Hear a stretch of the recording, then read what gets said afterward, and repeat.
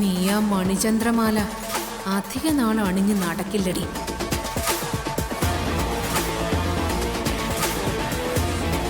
ഇപ്പൊ കാണാൻ കളി.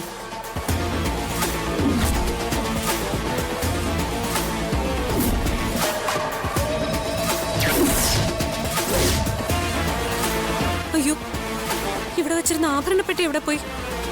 മണിചന്ദ്രമാല. അയ്യോ, അതാരാ ഇവിടെ എടുത്ത് മാറ്റിയത്?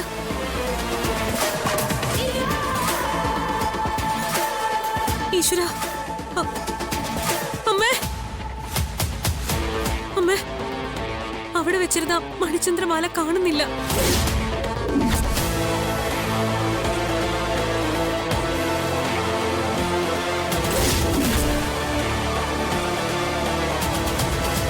ആ ആഭരണപ്പെട്ടി അപ്പാടെ കാണുന്നില്ലമ്മേ.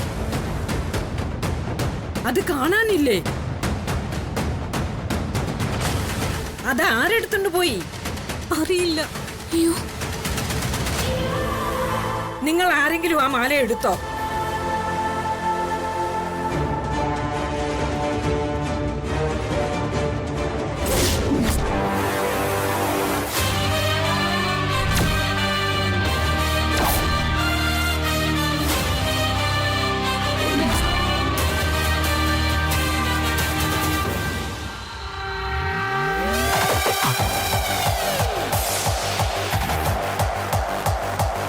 ദേ പല്ലവിയുടെ കഴുത്തി കിടക്കുന്നല്ലേ മണിചന്ദ്രമാല?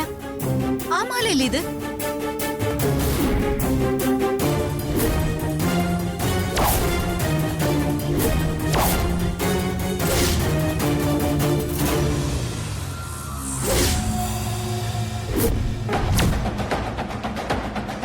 അപ്പൊ ആരോടും പറയാതെ മാല അടിച്ചു മാറ്റിയതാണ് പല്ലവി.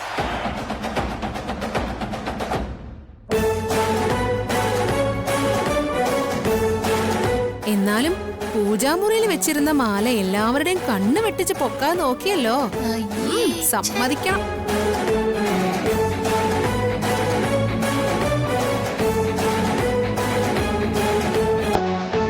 അല്ല, മോഷണം കൈമുതലായവര് ഇതും ചെയ്യും, ഇതിനപ്പുറവും ചെയ്യും.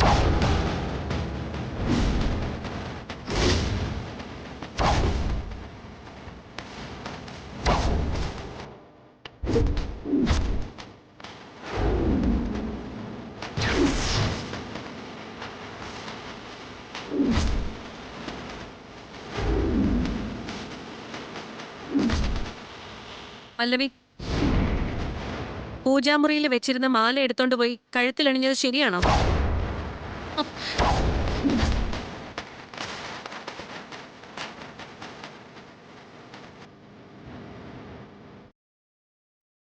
ചെറിയമ്മ ചോദിക്കണ്ട, ഇവളോട് ഞാൻ ചോദിക്കാം.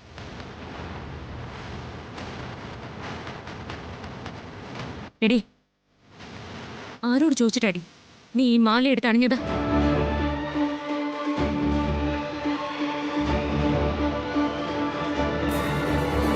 വന്ന് വന്ന് നീ കാരണം ഞാനും നമ്മുടെ കുടുംബവും നാണം കെടുക. നിന്നെ ഞാനല്ല പൂജാമുറിയിൽ നിന്ന് ഈ മാല എടുത്തത്.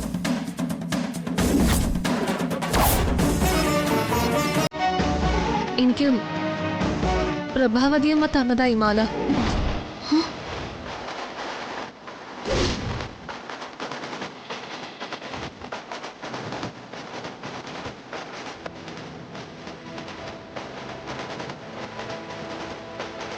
അപ്പൊ നീയാണ് അതെടുത്ത് അവൾക്ക് കൊടുത്തത് അല്ലേ?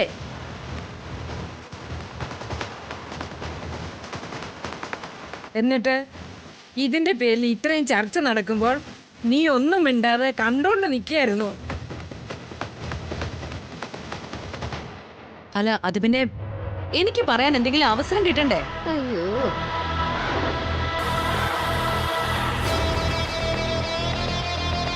പ്രഭാവതി, ഈ മാലയുടെ മഹത്വവും പ്രത്യേകതയും നീ പറ. അതങ്ങനെ എല്ലാവർക്കും അണിയാൻ പറ്റുന്ന ഒരു മാലയല്ല.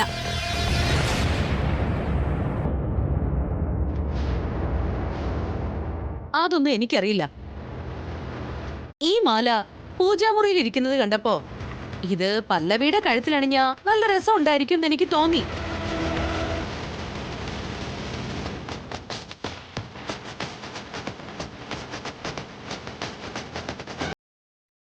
ഞാനിത് ഇവളെ കാണിച്ചപ്പോ ഇവൾക്കും അതിട്ട് നോക്കണമെന്നൊരാഗ്രഹം. പിന്നെ ഞാനൊന്നും നോക്കിയില്ല, ഇവളുടെ കഴുത്തിൽ അതിട്ട് കൊടുത്തു.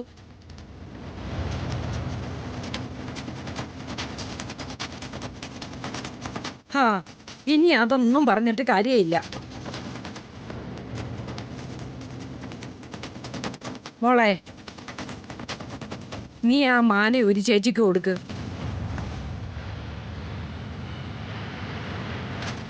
മോളെ, ചേച്ചിയാണ് ആ മാല ധരിക്കേണ്ടത്.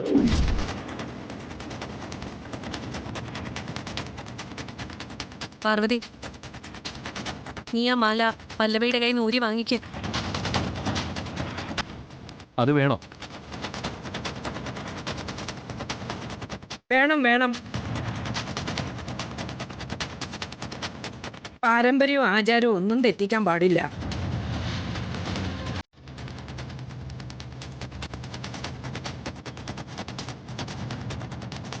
പാർവതി, നീ ആ മാലയൊന്ന് ഊരി വാങ്ങിച്ചേ.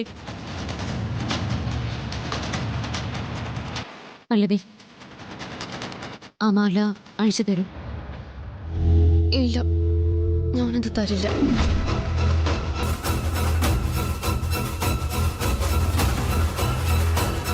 മര്യാദയ്ക്ക് ആ മാല ഇങ്ങ് തരുന്നതാ നല്ലത്.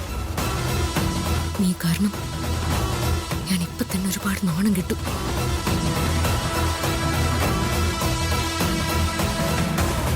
ഇനിയും നീ എന്നെ നാണം കെടുത്തരുത് പല്ലവി. മാല അഴിച്ചു തരാൻ.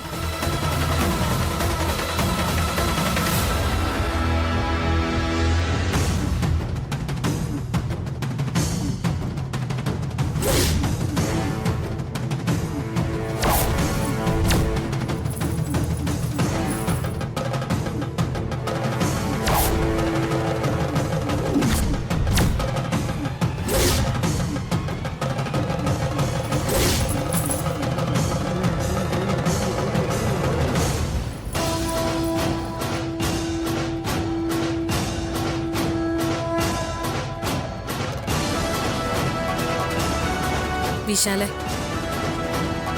ഈ മാല നീ തന്നെ പാർവതിയുടെ കഴുത്തിൽ അണിയണം.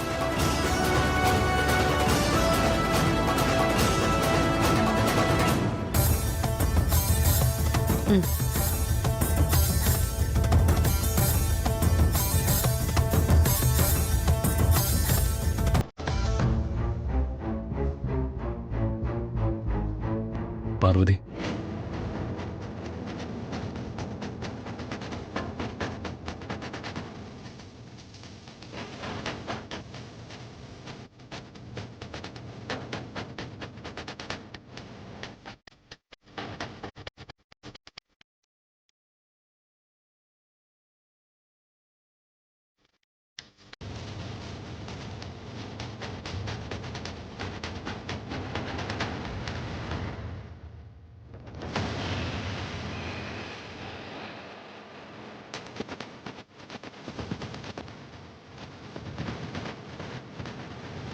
ഇനി ഫോട്ടോ എടുക്കാമല്ലോ.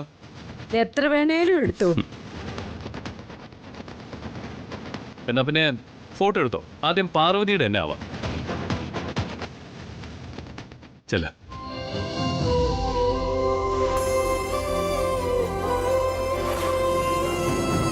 ഇരിക്ക.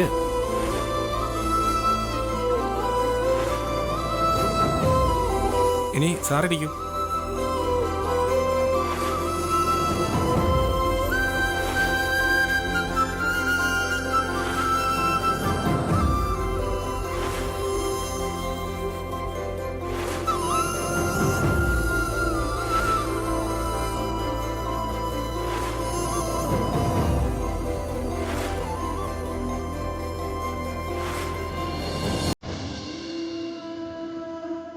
വിശാൽ സർ, പാർവതി വാ.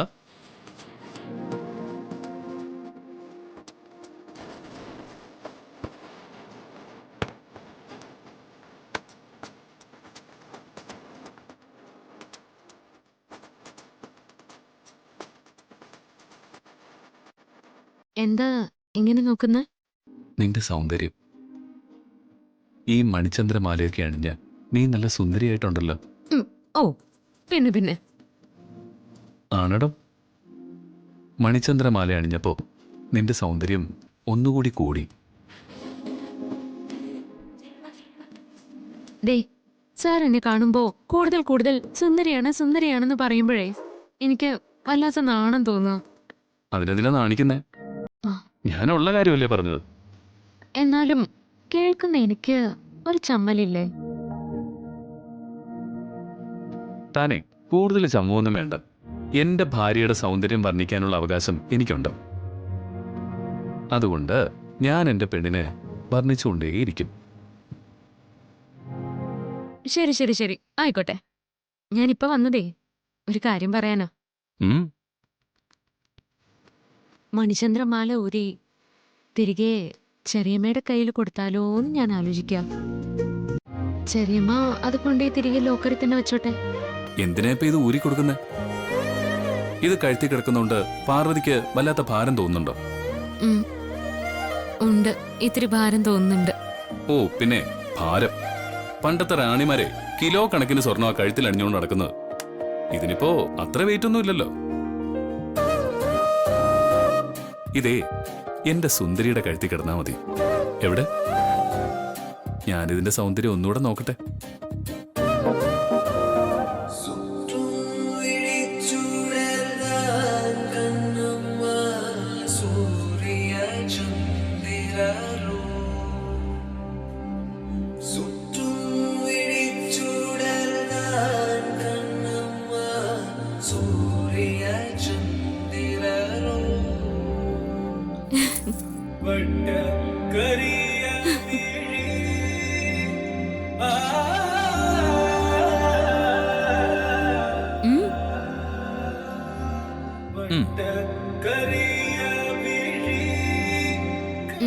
ആദ്യം വിശാൽ സാർ കണ്ണടയ്ക്കും.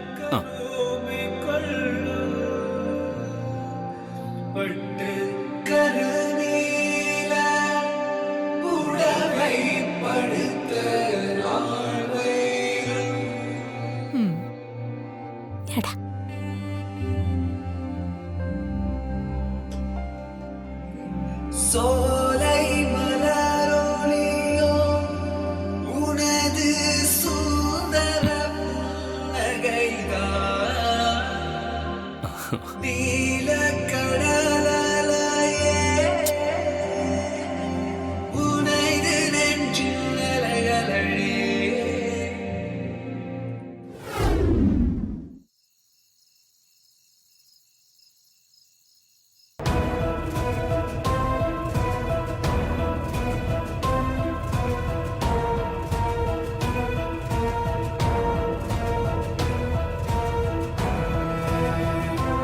അതെ ചേച്ചി,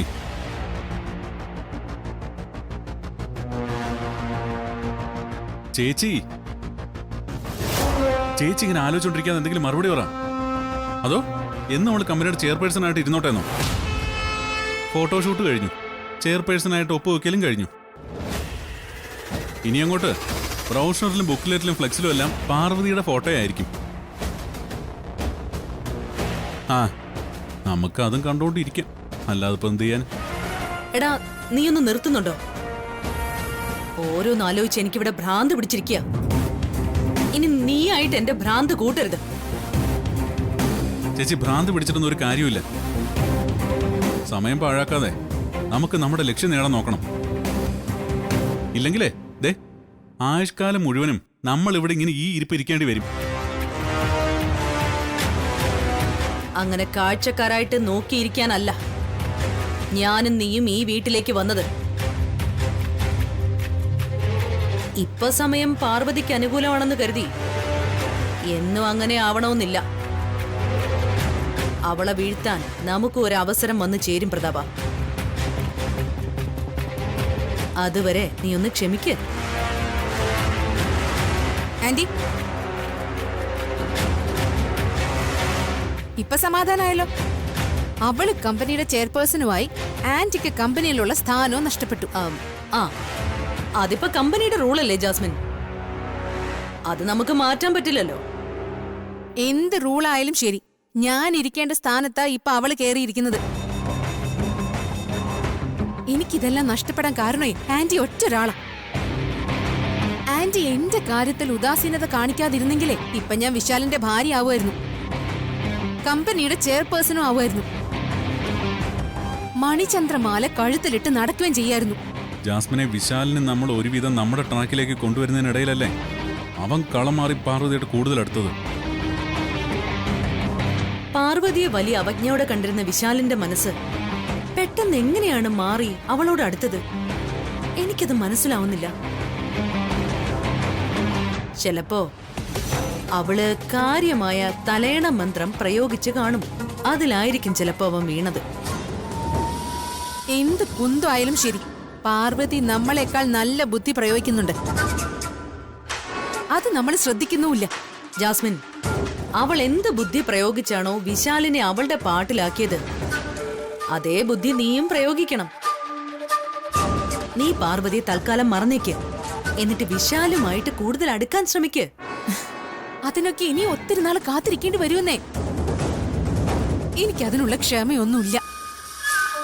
പാർവതി ബുദ്ധി ഉപയോഗിച്ചാണ് കളിക്കുന്നതെങ്കിലേ അതിനേക്കാള് ബുദ്ധിയും തന്ത്രവും ഞാൻ പുറത്തെടുക്കും. ഓണം കേറാ മൂലയിൽ വളർന്ന അവളുടെ ബുദ്ധിയല്ല, അമേരിക്കയിൽ ജനിച്ചു വളർന്ന എന്റെ ബുദ്ധി. ഞാൻ ആരാണെന്ന് അവൾക്ക് ഞാൻ കാണിച്ചു കൊടുക്കുന്നുണ്ട്. ജാസ്മിൻ, നീ എന്ത് ചെയ്യാൻ പോവാ? ഞാൻ എന്താ ചെയ്യാൻ പോന്നേന്ന് വഴിയെ നിങ്ങൾ അറിഞ്ഞോളൂ. അവള് നല്ല ആവേശത്തിലാണല്ലോ പോയത്. എന്താണോ അവളുടെ പ്ലാൻ? വല്ല സ്ലോ പോയിസണും കൊടുത്ത് രഹസ്യമായി പാർവതിയെ കൊല്ലാനായിരിക്കും അവളുടെ പ്ലാൻ. അല്ലാതെ അവൾ എന്ത് ചെയ്യാനാ?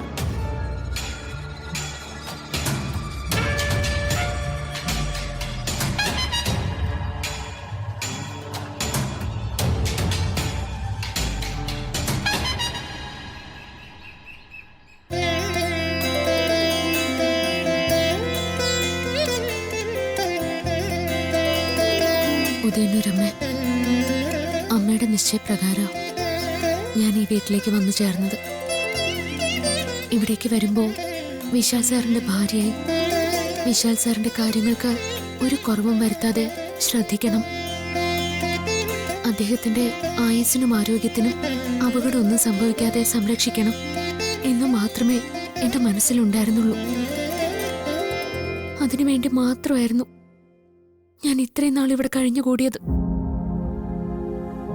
ഇപ്പോ ഞാൻ പോലും അറിയാതെ ഞാൻ എവിടെയോ എത്തിച്ചേർന്നിരിക്കുന്നു. ഞാനിപ്പോ ഇവിടുത്തെ കമ്പനിയിലെ ചെയർപേഴ്സണാ. പദവിയൊക്കെ കിട്ടി. പക്ഷെ അതെങ്ങനെ നോക്കി നടത്തണമെന്നൊന്നും എനിക്കറിയില്ല ദേവി. ഒരു വിട്ടുവീഴ്ചയില്ലാതെ കമ്പനി കാര്യങ്ങളൊക്കെ നോക്കി നടത്താൻ അമ്മ എന്നെ അനുഗ്രഹിക്കണം.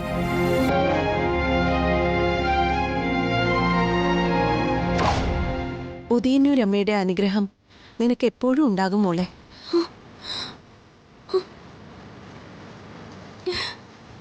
ദൈവമേ, നീ ഒരു തരത്തിലും പേടിക്കണ്ട മോളെ. നിനക്ക് നൽകിയിരിക്കുന്ന സ്ഥാനത്തിരുന്ന് നമ്മുടെ കമ്പനി ഭരിക്കാൻ നിനക്ക് സുഗമമായി സാധിക്കും. അതിനുള്ള കഴിവും പ്രാപ്തിയും നിനക്കുണ്ടെന്ന് ഞാൻ നേരത്തെ തന്നെ നിന്നോട് പറഞ്ഞതല്ലേ. പിന്നെയും നിനക്കെന്തിനാ ഈ ഭയപ്പാട്? അല്ലമ്മ, ഇപ്പോഴും എനിക്കൊന്നും അറിയില്ല. എല്ലാം നീ കാലക്രമേണ പഠിച്ചോളും മോളെ. നിന്നെ സഹായിക്കാൻ വിശാലുണ്ടല്ലോ. മാത്രമല്ല വേറെ സഹായികളുണ്ടാവും. അതെനിക്കറിയാം ദൈവമേ. എങ്കിലും എനിക്ക് അമ്മയും കൂട്ടായിട്ട് വേണം. ഞാനുണ്ടാവും. പക്ഷേ എന്താ അമ്മ? അത് പറയാം. ആദ്യം നീ നിന്റെ വിശേഷങ്ങൾ പറയേ. അത് പിന്നെ അമ്മേ, ഞാനിന്നലെ മണിചന്ദ്രമാല അണിഞ്ഞു. ആണോ? അത് നന്നായി. ശരിക്കും ഇനി നീ തന്നെയാണ് ആ മണിചന്ദ്രമാല അണിയേണ്ടത്. ആ മാല അമ്മ അണിഞ്ഞിരുന്നതല്ലേ?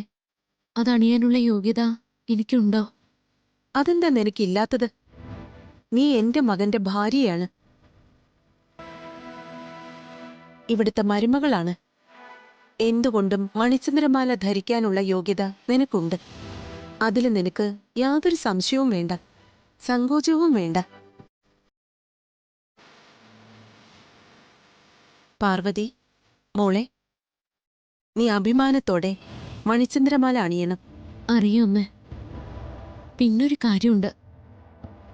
ഇന്നലെ വിശാൽ സാർ ഒരു സങ്കടം പറഞ്ഞു. എന്താണ്? അമ്മയെ മണിചന്ദ്രമാല അണിഞ്ഞ് വിശാൽ സാർ കണ്ടത് കുട്ടിക്കാലത്തല്ലേ. വിശാൽ സാറിന് ഒത്തിരി ഇഷ്ടമായിരുന്നത്രേ അമ്മ ആ മണിചന്ദ്രമാല ധരിച്ചു വരുന്നത്. അതിപ്പോഴും കൺമുന്നിൽ നിന്ന് മാഞ്ഞിട്ടില്ലെന്നാ വിശാൽ സാർ പറഞ്ഞത്. മണിചന്ദ്രമാലയിട്ട് അമ്മയെ കണ്ട് കൊതി തീരും മുമ്പേ അമ്മ പോയിന്ന് പറഞ്ഞ് വിശാൽ സാറ് ഒത്തിരി സങ്കടപ്പെട്ടു. എന്ത് ചെയ്യാനാവും മോളെ, വിധി അതായി പോയില്ലേ. സാരമില്ല, ഇനി എനിക്ക് പകരം നിന്നെ അവൻ മണിചന്ദ്രമാല അണിഞ്ഞ് കണ്ടാ മതി. പക്ഷേ എനിക്കൊരാഗ്രഹമുണ്ട്. അമ്മ അത് എനിക്ക് സാധിച്ചു തരുമോ?